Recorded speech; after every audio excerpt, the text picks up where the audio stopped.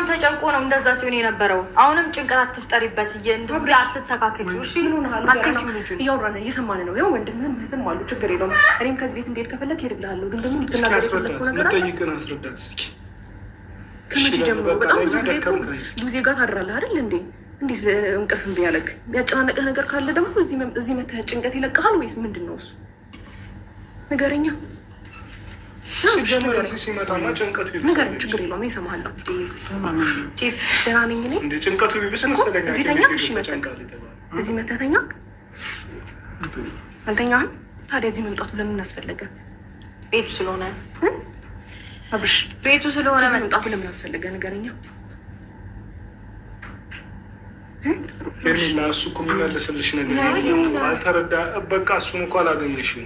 የሚመልስልሽ መልስ እኮ የለም። በአይኑ ቢያንስ በአይኑ የሆነ ነገር መልዕክት እኮ እየነገረሽ ነው። በቃ ገባሽ አይደለም? ምንም ሊልሽ እኮ አልቻለም። ፋታ ሊሰጡን አልቻሉም እኮ አብርሽ። ስንት ሰዓት ሙሉ እኮ እዛ ነበራችሁ አይደል? እንደ አንድ ላይ ስለምን ፋታ መስጠት መሰጣጣት ነው የምታወሩት?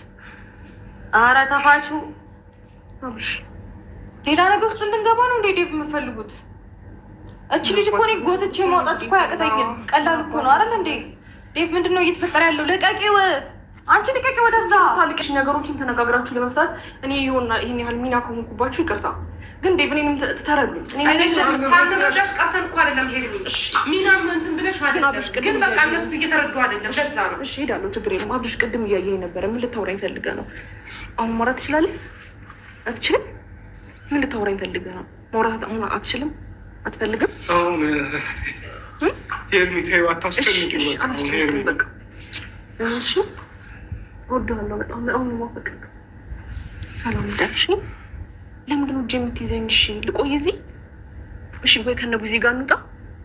አብርሽ እዚህ ስመጣ እኮ ነገሮች ግርግር እየተፈጠሩ ነው። አንተ እኔን ከፈለግከኝ እኮ በሆነ መንገድ ወይ አግኘኝ። እንድረዳ የምትፈልገው ነገር አለ? ኢየሱስ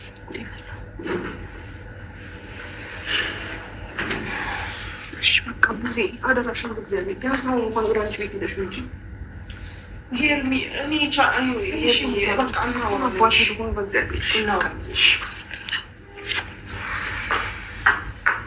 ወይ ቡዜ እያዘኝ ነው እኮ እጄን። እሺ ምን ልሆን? አልሄድ ሄርሚ ተይው በቃ። ይሄን ምን አለ መሰለሽ ምን ያደርግ በቃ የሆነ ነገር ውስጡ ላይ እኮ አፍኖታል።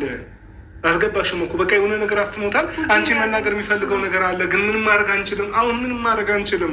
እሺ መፍትሄው ምንድን ነው? ሄድና ሽፍቱት ነገር አለ እንሄዳለሁ። ችግር የለውም ግን አይ አሁን የሆነ አንቺን ሲያዩ ነው። እኔ አንቺን እንትን ብዬ አይደለም። አንቺን ለመርዳት እየታገልሽ እንደሆነ አውቃለሁ፣ ግን ምን ላድርግ? ገብቶሻል? አላማችን እሱን ማዳን እስከሆነ ድረስ በቃ እነሱ ሲያዩ አንቺን ሲያዩ ነው እንደዚህ ያበዱት።